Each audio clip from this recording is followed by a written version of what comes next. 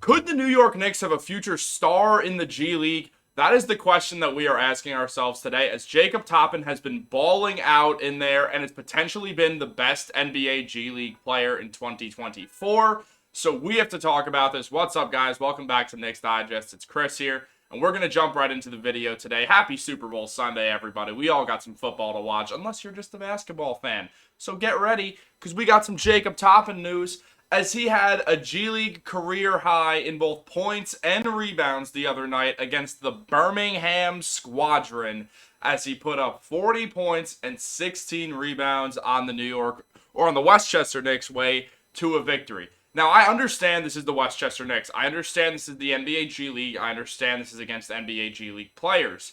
The G League and the NBA are very different. The NBA G League is not the second best league in the world. That goes to some of the European leagues. But the G League still is rich, full of talent, especially because the NBA is trying to market it for it to basically be the NBA's minor leagues and have players able to come up through there. For instance, Scoot Henderson. We also have other guys coming through into the G League Ignite and then getting drafted, which has been a strategy by the NBA to sort of prevent the one and done rule from getting too hasty, because people don't love that you have to go to college for a year. So instead of people picking overseas or just always picking college, some people are picking the G League. It is why Scoot Henderson is about to play in his fourth or third. He's a rookie, so his third NBA Rising Stars game because of previous G League seasons. And clearly what I'm trying to say here is there's a ton of talent in the NBA G League today. And it's not like scoring 40 points in the NBA G League, say, 5 years ago. It is vastly improved. It has been something that Adam Silver has put a lot of focus into since becoming the NBA's commissioner in 2014. And we've seen it grow. We've seen it grow from the NBA D League to the NBA G League. And that is, all in all, mainly because of a Gatorade sponsorship. But it's also because the NBA wants more eyes on the G League. They want people to look at it the same way that people look at minor league baseball and that type of stuff. And even hockey does have a lot of prospect leagues out there in America. For instance, the Washington Capitals have the Hershey Bears and stuff like that. But let's just focus on this really quickly, because Jacob Toppin, is averaging 22 points per game while shooting over 50% from the field in 36 minutes played. He's also shooting nearly 38% from three, shooting 85% from the free throw line, and pulling down around 9 rebounds per game, also getting 3 assists. Jacob's been balling out in the G League, and we have seen him in 4 NBA games so far, though all of them but one have been garbage time. Now, I understand that's what's going to happen. He's a G Leaguer. Tibbs does not play these guys, but the Knicks are thin right now, so you never know what could happen. If you look at the one game that Jacob Toppin played real minutes in, he scored 2 points, his only points in the NBA. Got 2 rebounds, 1 offensive, 1 defensive. We saw him play a decent style of basketball, though he did definitely look a little bit nervous, which, is understandable. I was kind of upset to see that Charlie Brown played more minutes than Toppin did, just because Toppin, I feel like we've seen more of him in the G League. We've seen him ball out in the G League before. This is not the first time we're talking about how good Jacob Toppin looks in the NBA G League. I wanted to see more of him than we did. I wanted to see more of him than we saw of Charlie Brown, especially because the Knicks were very thin on guards, or very thin on forwards, and really everything. They really are right now, even still, though Bogdanovich and Burks are definitely helping out with that. The Knicks have dropped their last 2 games. They lost to the Pacers last night despite Brunson's 39 points because he's an NBA superstar.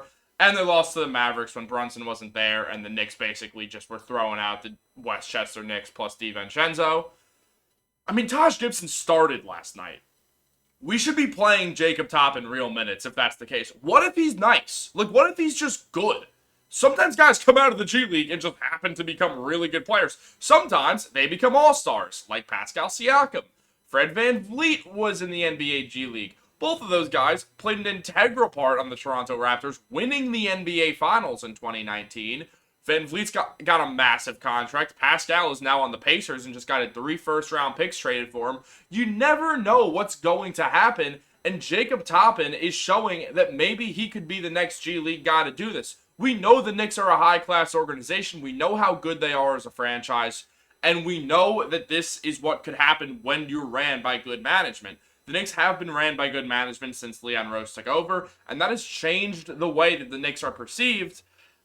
And they could be a team that is realistically figuring out guys in the NBA G League and how to make them tremendous players the way that the Miami Heat have done before, the way that the Toronto Raptors have done before, the way that we've seen the San Antonio Spurs develop players. The Knicks could jump into this because of how high quality of an organization they have.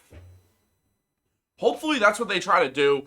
I mean, also, we're going to see Jacob Toppin get his first real chance at some spotlight, as along with Jaylen Brown, Mac McClung, and Jaime Jaquez Jr., Jacob Toppin will be in the NBA dunk contest at All-Star Weekend. We saw older brother Obi win it in a Knicks jersey not too long ago.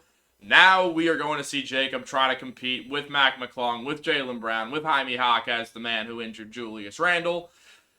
And who knows? Maybe he could win. Obi won it. Their father, Obadiah Toppin, is a legendary street ball dunker. Jacob Toppin's got some serious bounce. I mean, just go and do yourself a favor and look up some of Jacob Toppin's best dunks. It is so fun to watch. He's just such a tremendous dunker. Like his brother, like his dad. That bounce runs in the family. They are quite the dunking family trait.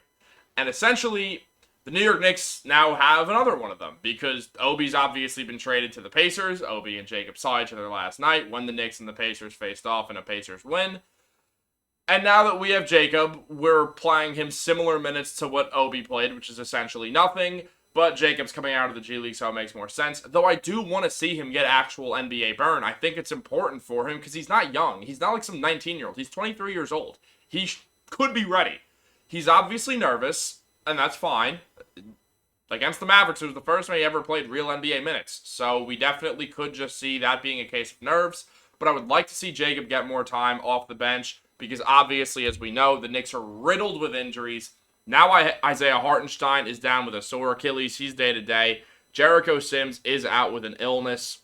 And then our entire starting front court is missing. If you look at Julius Randle, he's going to get reevaluated in around 2 weeks from now. We're going to see what happens. Hopefully he'll be back after the All-Star game and the dislocated shoulder won't be anything serious. Mitchell Robinson will resume on-court activities after the All-Star break, which is a great sign for the Knicks and for Mitch, as it seemed like he was going to be out for the rest of the year. And obviously OG Anunoby had some elbow surgery to remove a loose bone fragment in his right elbow. That happened on Thursday. He's going to be reevaluated in 3 weeks, so a little bit after the All-Star break. But especially OG is known that he'll be coming back fine.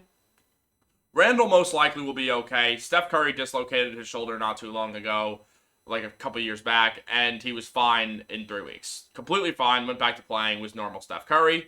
That's why he has like the sleeve on and stuff. Maybe we'll just see Randall rock the sleeve just for some extra security. And then he'll be all good, which the Knicks are definitely going to need come playoff time. OG, the Knicks are going to definitely need come playoff time. And Mitchell Robinson would be a treat to have back because we thought he was done for the year. Hopefully, though, in the meantime, we see Jacob Toppin get real bench minutes. I'm not saying he needs 30 minutes a night. He needs like 10. Just let him play. See what happens. He could get real minutes. He could show something to the Knicks that we don't know. He could show that he's valuable. He could show that he could be an extra guy off the bench or be involved in some sort of trade for something. Be like a little extra addition to a trade or whatever it is. There's clearly something untapped with Jacob Toppin here, and the Knicks should go all in to figure out what that is. And if we see more, we'll obviously make, I think that would be a third or fourth Jacob Toppin video on Knicks Digest. And you don't want to miss that or any other Knicks news that we're having. So make sure to like this video and subscribe to the channel, guys. Have a great day. It's Super Bowl Sunday. I got to get out of here and go watch some games. Peace.